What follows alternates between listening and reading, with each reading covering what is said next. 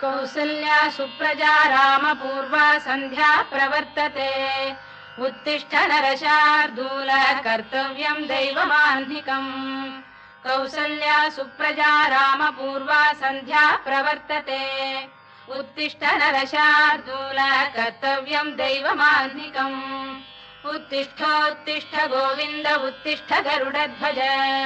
उत्तिष्ठ कमलाकान्ता त्रैलोक्यं मङ्गलं कुरु। उत्तिष्ठोत्तिष्ठ गोविन्द उत्तिष्ठ गरुडध्वज। उत्तिष्ठ कमलाकान्ता त्रैलोक्यं मङ्गलं कुरु। मातः समस्त जगतां मधुकैटभारे। वक्षो विहारिणि मनोहर दिव्यमूर्ते। श्रीस्वामिनि श्रुत जनप्रियदानशीले। श्रीवेङ्कटेश दयिते तव सुप्रभातम्। मातः समस्त जगतां मधुकैटभारे। वक्षो विहारिणि मनोहर दिव्यमूर्ते। श्रीस्वामिनि श्रुत जनप्रियदानशीले। श्रीवेङ्कटेश दयिते तव सुप्रभातम्। तव सुप्रभातमरविन्दलोचने। भवतु प्रसन्न मुख चन्द्रमण्डले। विधिशङ्करेन्द्रवनिताभिरर्चिते। वृषशैलनाथ दयिते दयानिधे। अत्र्यादि सप्तऋषयः समुपास्य सन्ध्याम्। आकाश सिन्धु कमलानि मनोहराणि। आदाय पादयुगमर्चयितुम् प्रपन्नाः। शेषाद्रिशेखर विभो तव सुप्रभातम्। पञ्चाननाब्ज भव षण्मुख वासवाद्याः। त्रैविक्रमादिचरितम् विबुधास्तु वन्ति। भाषापतिः पठति वासरशुद्धिमारात्। शेषाद्रिशेखर विभो तव सुप्रभातम्। ईषत् प्रफुल्ल सरसीरुहनारिकेल पूगद्रुमादिषु मनोहर पालिकानाम्। आवाति मन्दमनिलः सह दिव्यगन्धैः। शेषाद्रिशेखर विभो तव सुप्रभातम्। उन्मील्य नेत्रयुगमुत्तम पञ्जरस्थाः। पात्रावशिष्ट कदली फलपायसानि। भुक्त्वा सलीलमथकेलिशुकाः पठन्ति। शेषाद्रिशेखर विभो तव सुप्रभातम्। तन्त्री प्रगर्ष मधुरस्वनया विपञ्च। गायत्यनन्दचरितम् तव नारदोऽपि। भाषा समग्रमसहृत्करचार रम्यम्। शेषाद्रिशेखर विभो तव सुप्रभातम्। भृङ्गावळी च मकरन्दरसानुविद्ध झङ्कार गीत निनदैः सह सेवनाय। गिर्यात्युपान्त सरसी कमलोदरेभ्यः। शेषाद्रिशेखर विभो तव सुप्रभातम्। योषा गणेन वरदध्नि विमथ्यमाने। घोषालयेषु दधिमन्थन तीव्र घोषाः। रोषात् कलिम् विदधते ककुभश्च कुम्भाः। शेषाद्रिशेखर विभो तव सुप्रभातम्। पद्मेश मित्र शतपत्र गतालिवर्गाः। हर्तुम् श्रियम् कुवलयस्य निजाङ्गलक्ष्म्या। भेरी निनादमिव बिभ्रति तीव्रनादम्। शेषाद्रिशेखर विभो तव सुप्रभातम्। श्रीमन्नभीष्टवरदाखिल लोकबन्धो। श्री श्रीनिवास जगदेक दयैक सिन्धो। श्रीदेवता गृहभुजान्तर दिव्यमूर्ते। श्रीवेङ्कटाचलपते तव सुप्रभातम्। श्रीमन्नभीष्टवरदाखिल लोकबन्धो। श्री श्रीनिवास जगदेक दयैक सिन्धो। श्रीदेवता गृहभुजान्तर दिव्यमूर्ते। श्रीवेङ्कटाचलपते तव सुप्रभातम्। श्रीस्वामि पुष्करिणिकाप्लव निर्मलाङ्गाः। श्रेयोर्थिनो हर विरिञ्च सनन्दनाद्याः। द्वारे वसन्ति वरवेत्र हतोत्तमाङ्गाः। श्रीवेङ्कटाचलपते तव सुप्रभातम्। श्रीशेषशैल गरुडाचल वेङ्कटाद्रिनारायणाद्रिवृषभाद्रिविषाद्रिमुख्याम्। आख्याम् त्वदीय वसतेरनिशम् वदन्ति। श्रीवेङ्कटाचलपते तव सुप्रभातम्। सेवा परा शिव सुरेश कृशानुधर्म रक्षोऽम्बुनाथ पवमान धनाधिनाथाः।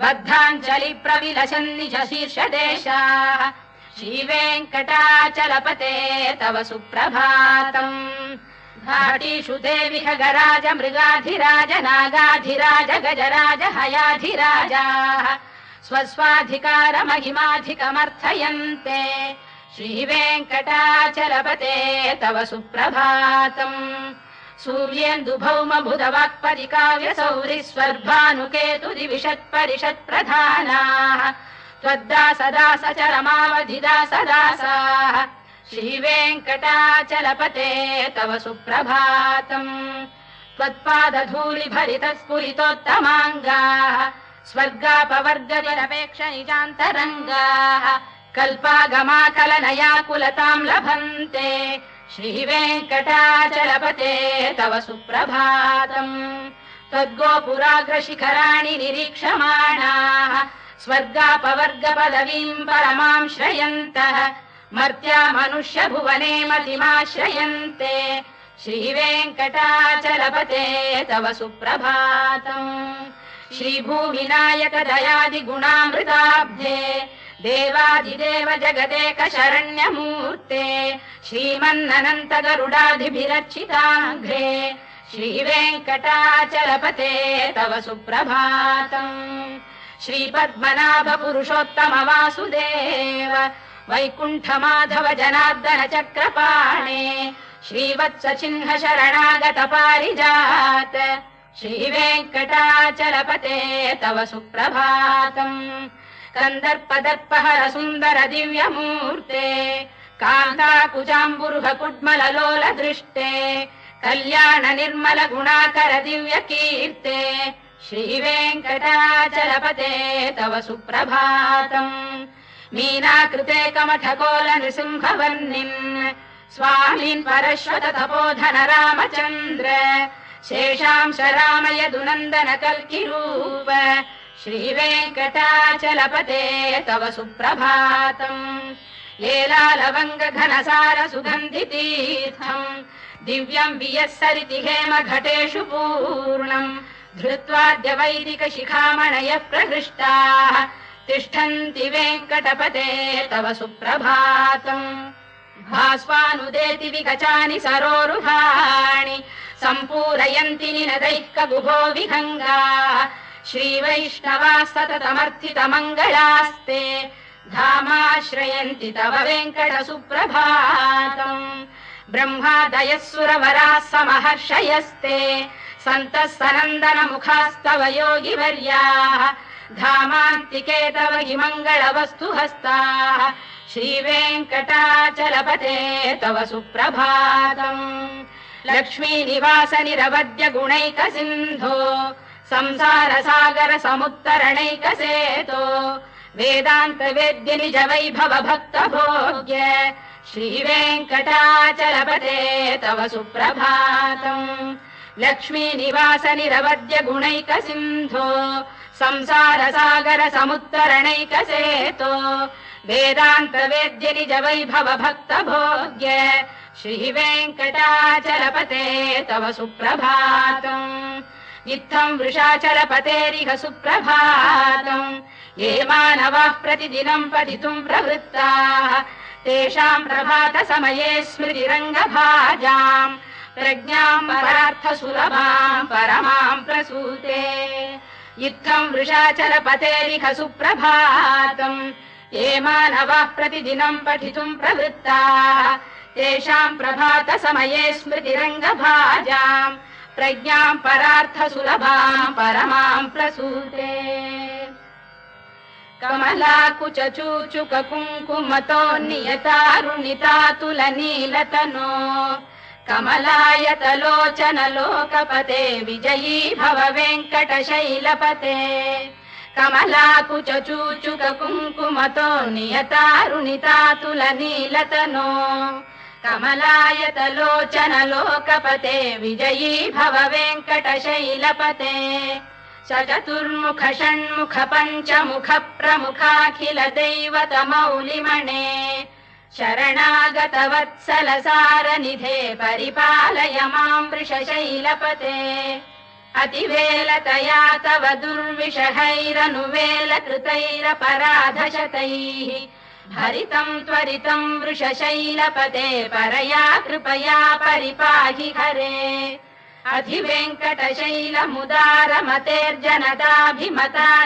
अधिवेङ्कटशैलमुदारमतेर्जनदाभिमताधिकदानरतात् परदेवतया गदितान्निगमै कमलादयितान्न परं कलये कलवेणुरवावशगोपवधूशरकोटिवृता स्मरकोटिसमात् रतिवल्लविकाभिमतात् सुखदात् वसुदेवसुतान्न परं कलये अभिराम गुणाकरदाशरथे जगदेकधनुर्धर धीरमते रघुनायक राम रमेश विभो वरदो भवदेव दया जलधे अवनीतनया कमनीय करं रजनीकर चारु मुखाम्बुरुहम् रजनीचर राजतमो मिहिरं महनीयमहं रघुराममये सुमुखं सुहृदं सुलभं सुखदं स्वनुजं च सुखाय ममोघशरम् अपहाय रघुद्वहमन्यमहं न कथञ्चन कञ्चन जातु भजे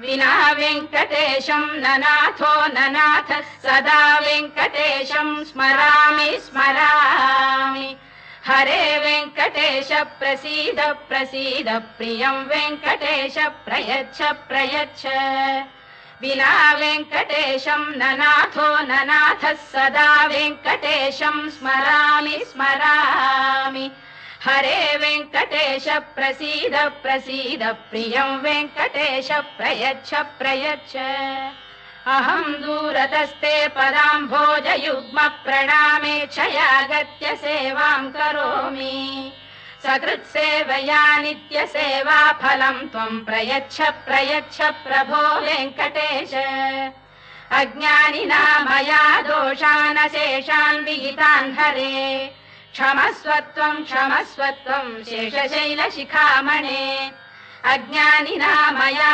दोषान् शेषान् विहितान् हरे क्षमस्वत्वं शेषशैलशिखामणे ईशानां जगतोऽस्य वेङ्कटपतेर्विष्णोः परां प्रेयसीम् तद्वक्षस्थलनित्यवासरसिकां तत्क्षान्तिसंवर्धिनीम् पद्मालङ्कृतपाणिपल्लवयुगां पद्मासनस्थां श्रियम् वात्सल्यादिगुणोज्ज्वलां भगवतीं वन्दे जगन्मातरम् ईशानां जगतोऽस्य वेङ्कटपतेर्विष्णोः परां प्रेयसीम् तद्वक्षस्थलनित्यवासरसिकां तत्क्षान्तिसंवर्धिनीम् पद्मालङ्कृतपाणिपल्लवयुगां पद्मासनस्थां श्रियम् वात्सल्यादिगुणोज्ज्वलां भगवतीं वन्दे जगन्मातरम् श्रीमन्कृपाजलनिधे कृत सर्वलोक सर्वज्ञ शक्तनत वत्सल सर्वशेषिन्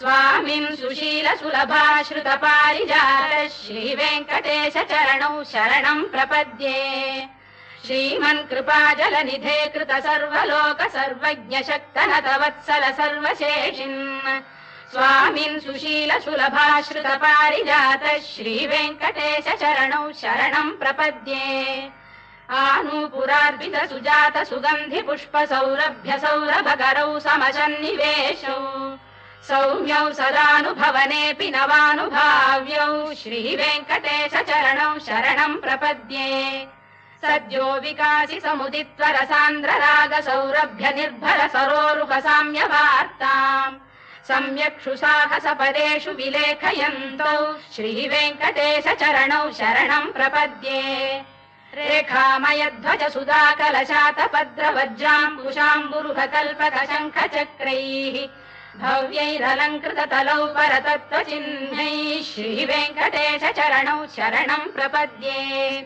ताम्रोदरद्युति पराजित पद्मरागौ बाह्यैर्महोभिरभिभूत महेन्द्र नीलौ उद्यन्नखांशु बिरुदस्त शशाङ्क भासौ श्रीवेङ्कटेश चरणौ शरणं प्रपद्ये सप्रेम भीति कमलाकर पल्लवाभ्यां संवाहनेऽपि सपदिक्लममादधानौ कान्ताववाङ्मनसगोचरसौ कुमार्यौ श्रीवेङ्कटेश चरणौ शरणं प्रपद्ये लक्ष्मीमही तदनुरूप निजानुभाव नीलादि दिव्यमहिषीकर पल्लवानाम् आरुण्य संक्रमण किल सान्द्ररागौ श्रीवेङ्कटेश चरणौ शरणं प्रपद्ये नित्यानमद्भि शिवादि किरीटकोटि प्रत्युक्तदीप्त नवरत्न महप्ररोहैः नीराजना विधिमुदारमुपादधानौ श्रीवेङ्कटेश चरणौ शरणं प्रपद्ये